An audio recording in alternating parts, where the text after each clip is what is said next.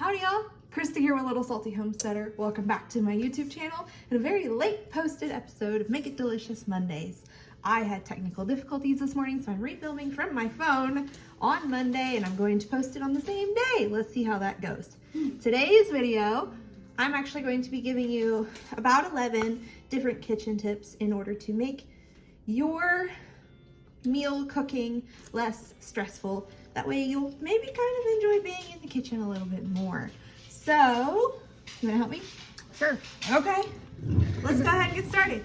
I'm doing this while I'm cooking dinner, so hopefully I'll be able to multitask okay. The dog is playing with his bone. He found his bone. Okay, so for kitchen tip number 1, invest in a good chef's knife. As I flail this around all dangerously and precariously, invest in a good chef's knife, a good boning knife, a good paring knife, and a sharpening block. This one is dual-sided. It's coarser on one side to really sharpen down the nicks and stuff that you get in your blade with use over time. And then this fine side really just details that blade, gets it nice and sharp. Invest in one of these, learn how to sharpen your knife, and it will last you forever. I have had this set since I was in culinary school in 2010. I used it through, I used the set working through 2 restaurant kitchens, and one of those was within a bakery, so I did some more like fine knife work for pastries. And then I used, Can I do a fun fact about knives? Yeah, one moment. And I have used it in home cooking ever since then. So it's going on 13 years. The whole set is still in fantastic shape. I want to say this probably isn't like super expensive. It came in my culinary knife kit whenever I enrolled in school, but I don't think it was like top of the line. It's not like a shun that I'm flailing around here, but because I've taken care of it, it's going to last me much longer. Invest in your knives, and you will get the return on your investment very quickly. Okay, so I have a fun fact. Yeah. If you try to cut something like cabbage or chicken with like a butter knife, butter knives are actually more dangerous because you have to put more force. And if you put more force, you might lose your grip, and then it might fly up into the air and hurt you. Yes, that's very true. Using a dull knife is actually more dangerous than using a sharp knife. Some people are going to argue with me about that and say the worst cut that they ever got was from a sharp knife. However, I'm willing to bet that the reason that they got a bad cut with the sharp knife was because they were so used to dealing with the dull knife that they used the same amount of force and pressure that they would normally use with their dull knives. So invest in your knives, keep them sharp, and do not store them in your drawer with all your other utensils just thrown willy-nilly in there. I store mine on a magnet on the wall that I will show you. It's actually pretty interesting. I'll show you right here. Whenever I need to get one, I slide it down and angle it with the blade out so that I don't damage that sharp part of the blade. You can also use a knife block. That works fine too, as long as you have a safe place to store your knife where the blade will not be damaged. There are like dividers, like a drawer divider that you can get, but then you lose that entire drawer to be able to use it for other utensils. So the magnet for me was really space saving, and it gives me easy access because I'm cutting things all day long because I like to eat. All right, number 2, use good quality cookware. This pertains to anything from your stainless steel cookware to if you have cast iron, and then if you have carbon steel, like this wok behind me hanging on the pot rack. You can also see the stainless steel frying pan there. That set that I got has multiple layers. Let me grab this smaller one here that I used to flatten out the chicken. I used it as a mallet. So as you can see with this cookware, it has multiple layers. So it has the stainless steel, and then it also has a copper layer. This bottom part right here is copper. What that is going to do, because it is a little bit thicker, it's going to heat more evenly. It's going to cook your food more evenly.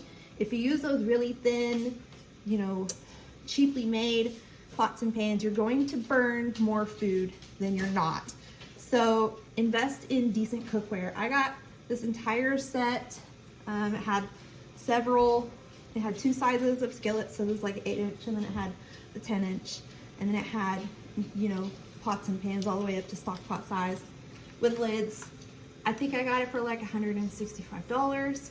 I know that for some people that's really outrageous. Do your best, try to thrift pieces if you can, but I definitely recommend getting the quality cookware and don't just get whatever costs the least amount of money at your local big box store. Can you go let the dog go out? Yeah. Okay, thank you. You're welcome. Okay. Put that back there. Okay, let me get some oil heating in the pan. Tonight I'm making grain-free chicken parmesan. Well, grain-free for me and Jake. The kids are going to have gluten-free spaghetti noodles. There's not enough for all of us. Spaghetti? So Jake and I are going to have these shirataki fettuccine noodles. These are actually really good. But let me get the oil heating up so I can get this chicken going on here. I have Brussels sprouts in the oven for the green veg. Okay, so number 3, grow an herb garden. Even if you're in a really small space, you can grow a small herb garden in the south-facing windows using something as simple as mason jars. I had a 24-jar herb garden in my in-laws' windowsill in 2020 when I first started gardening. That was just an experiment to see if I could. Now, granted, you're not going to get as many herbs as you would if they were planted outside with a bigger home, but I was still able to snip some stuff to cook with here and there. Whenever you have your herb garden, you'll be able to use those fresh herbs for sauces, marinades, salad dressings, seasoning blends, and then, you know, just spicing up your food.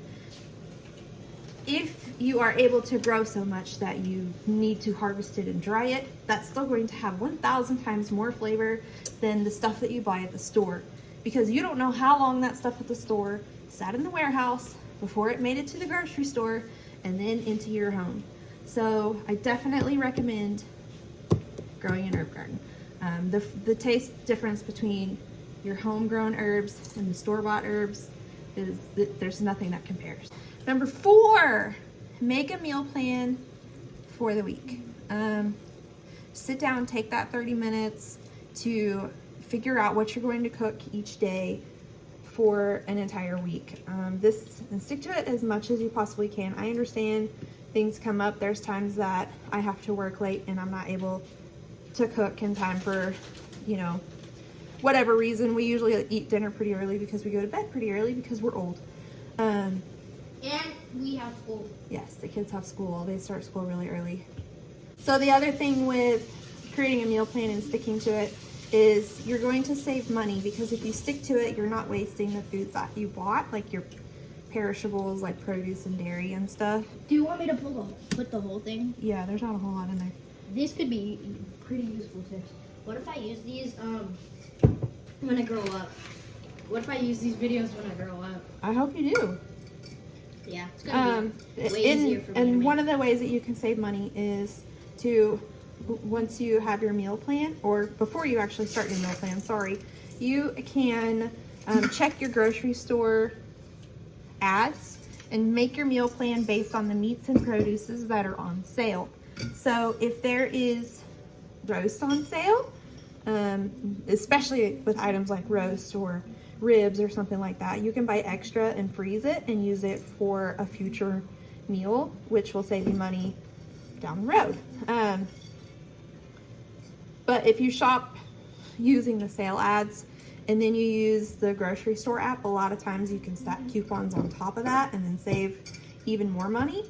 And then in an effort to curb impulse spending, I will choose the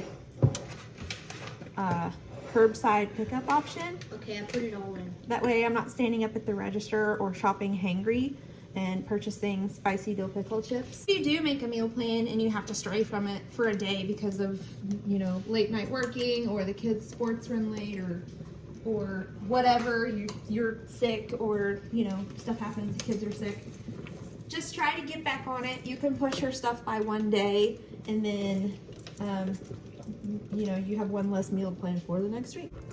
On the note of buying your groceries, whenever you buy your produce and you get it home, go ahead and wash it and prep it the best that you can. Now this isn't for like potatoes or onions or even your broccoli crowns, but whenever you buy fruit, like if you buy grapes, go ahead and remove them all from the stem. Logan, you want to pull the grapes out?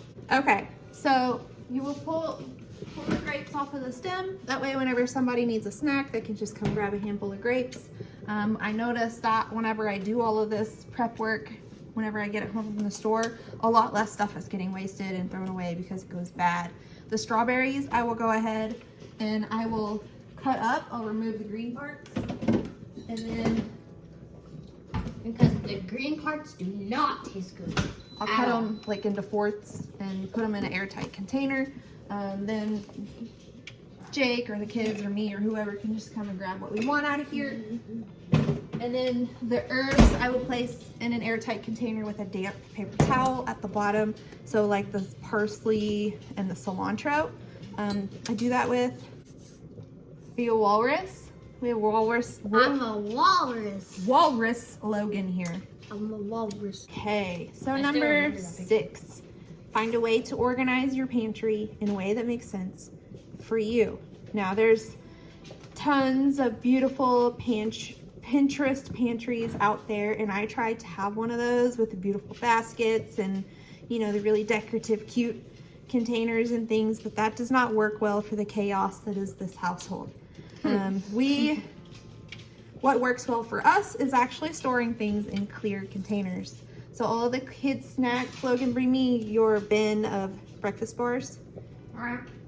All of the kids' snacks and things are put into clear bins. I mean, even our snacks and stuff are put into these clear bins. So the kids can easily see what item is where. Come closer. There we go. So the kids can easily see what item is where and grab it and go on with their day. It makes them a little bit more independent. They're able to keep up with it a lot better. And then it's easy for me to maintain whenever I come home from the grocery store and I'm putting this stuff away. So with the bulk dry items like the almond flour that I'm using in tonight's dinner, we will also put them in an airtight container with a label on the front. That way we know what it is. And I will show you what the pantry looks like whenever it is mostly organized. We have a few extra things in here right now.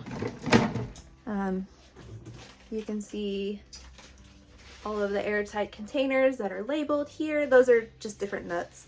And then all of the clear bins to make it easy to grab snacks and stuff. And then the canned goods are just here in a neat way so that I can grab them easily. So, obviously, if the cute Pinterest pantries work for you and you're able to keep it neat and organized, then by all means do those. They are beautiful and lovely, and you should do the things that make you happy. The clear bins make me happy because we can all maintain it and it doesn't fall on me to just keep it organized. The kids can easily put their stuff away. The kids can easily find the snacks that they need without coming in to tell me I'm hungry. They can find things for themselves. So the clear bins work for us. If you do want like the clear storage bins or the airtight containers, I'll go ahead and throw a link in the description box because they have been really useful for us. Even the clear bins for the refrigerator, for some reason, clear everything works best for us because I guess we all suffer from the out of sight, out of mind. If we don't see it, we lose it. Hold on, I'll be back in a moment. I'm cleaning up my mess.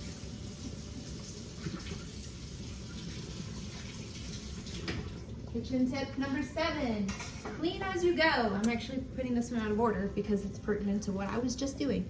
So if you wait until the end of the meal to clean up your mess, wash your dishes, put things away, wipe down the counters, you're going to be exhausted and you're already going to be overwhelmed and you're going to be too exhausted to do it and your belly's going to be full and you just want to lay down on the couch and take a nap because you kind of have food coma going on.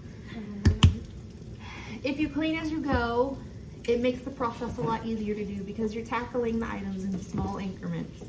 So like I just washed my knife and a cutting board, and then I don't have to worry about that again, especially since I was dealing with raw chicken. You definitely want to wash the raw meat items as soon as you're done dealing with them. But any other dishes that you use, wash them as you go. Whenever something is simmering on the stove and you don't need to, hover over it, use that time to go ahead and clean. That way after the meal, you can go ahead and take your food home and nap, because there's just not a whole lot left for you to clean up. There's a few dishes and then you wipe a couple of things down. Number 8. I'm actually a little bit out of order because I brought that one forward because I was cleaning as I went. Okay, so number 8, clean out your spice cabinet. Get rid of anything that has salt in the name or in the ingredients except for salt. So if you have onion salt, toss it. If you have garlic salt, toss it. If you have garlic salt, celery salt, toss it. Seasoned salt, Toss it. okay. You can make your own seasoned salt without Chicken salt, toss it. That's disgusting. Okay. Sounds good to me. You can make your own seasoned salt at home for a fraction of the cost, and it won't have any of the filler ingredients that keep it from like kicking together. You can make it in smaller amounts as you need it. It'll be fine. All you need are just the dry granulated versions: onion powder, garlic powder, celery seed. You can make your own Cajun seasoning. You can make your own taco seasoning. What this is going to do is it's going to prevent a lot of preservatives from entering your body. It's going to reduce the amount of salt that you are eating. It's not going to reduce the amount of flavor that you're eating. It's just going to reduce the amount of salt. It's going to put you in control of how much salt you are actually consuming. Yes, we'll need to dump the water off that in just a second. Whenever you make your own seasoning blends, it puts you in the driver's seat for how much salt you are adding to your food. Number 9. This one, Logan's going to argue with me about, but cook vegetables multiple ways before you decide you don't like them. Logan's going to say he doesn't like any vegetables. That's not true. I don't like carrots. Carrots are okay. He likes roasted potatoes. Carrots are okay. I like potatoes though. When I was a kid, the way that vegetables were prepared was really quite disgusting. And when I was a kid, in my house, asparagus came in a can and it was mushy and kind of slimy and gross. Ooh. When I was a kid, turnips and cabbage were boiled on the stove and the whole house smelled like a fart. Seriously, a fart. And it was not pleasant. I wouldn't even eat it because I couldn't get past the smell. So I thought my entire life until very recently, I did not like turnips and cabbage. Well, cabbage I figured out several years ago. But turnips, I didn't know that I liked until this year whenever I roasted them and cooked them a different way besides boiled and smelling like fart. So, learn how to grill different vegetables. Learn how to roast different vegetables. Steam them and put them with a yummy butter sauce. Try them multiple ways before you decide you don't like that vegetable. Number 10, learn how to cook one dish at a time. You don't have to become the best home cook overnight. You don't have to learn to like cooking overnight. This is not a one-stop shop process. This is a process that takes a while. Figure out the one dish that you want to learn how to make really well. For me, it was whenever I was a kid. I really wanted to know how to make chicken and dumplings because it was my favorite thing on the earth, and it's still quite up there on the list. Learn one thing, learn it well, and then move on to the next thing. If the thing that you want to learn how to make is tacos, make them perfectly. Even if you have to make them 75 times before they're your version of perfection, do it. Your family is probably going to get very tired of you experimenting with different ways to make the thing that you want to know how to make, but in the end, they will be grateful that you learned how to make it well. And then, last, is Logan combing his hair with a spoon, or his forehead. I'm not sure what he's doing. It actually feels quite nice. So number 11, let your family help you in the kitchen. I know this sounds silly. I had a really hard time with this for the longest time because the kitchen was my place to kind of unwind and escape. But I realized I was doing them a really big disservice by not including them in the process. This doesn't mean force them. This doesn't mean your new chore is to help me cook dinner every single night. If they want to help you, embrace the opportunity to give them tasks throughout the entire cooking process. If you're making tacos, don't just have them grate cheese and then go sit back down. Show them how to make guacamole. Show them how to put the meat on the grill. Show them how to mash the tortillas. There's so many different tasks that you can give to these guys that are going to benefit them for the future, because then they will be able to cook for themselves, provide for themselves, and, you know, take a little bit of load off of your plate eventually. Yes, it is going to take twice as long if you have the help, but you're going to create wonderful bonding memories, and they're going to learn really important life skills. And even if it's your spouse that's in there, consider it time that you spend together. Make it quality time where you're divvying up the different tasks. That way, it's kind of like a date night for you two. Don't think of cooking together as a chore. Try to figure out a way to make it inclusive for everybody and also kind of make it fun. Sometimes we play music and dance while we're cooking. Sometimes I just teach them random facts about the thing that we're cooking. So you can take the opportunity to teach your kids the things that will help them in their lives. But that was 11 tips, 11 kitchen tips. I'm sure there will be more. I try to throw in little small tips every time I do a Make Delicious Monday recipe video. Next week I will be back with a steak taco video. We have to refilm it because my camera ate the footage. So that's all I have for you this week for Make It Delicious Monday. Thursday, I'll be back with gardening content. If you liked this video and you want to stay in the loop for future videos, please hit the like, subscribe, and the bing notification bell. That way you'll know whenever new uploads hit. But until then, Logan wants to say goodbye. What I was going to say is, actually, her teaching me how to cook is really important because I'm gonna be the one cooking when I grow up. He said that he wants to cook for his wife, so she won't have to. So there you go. Thank you guys so much for watching, and I will see you guys on Thursday.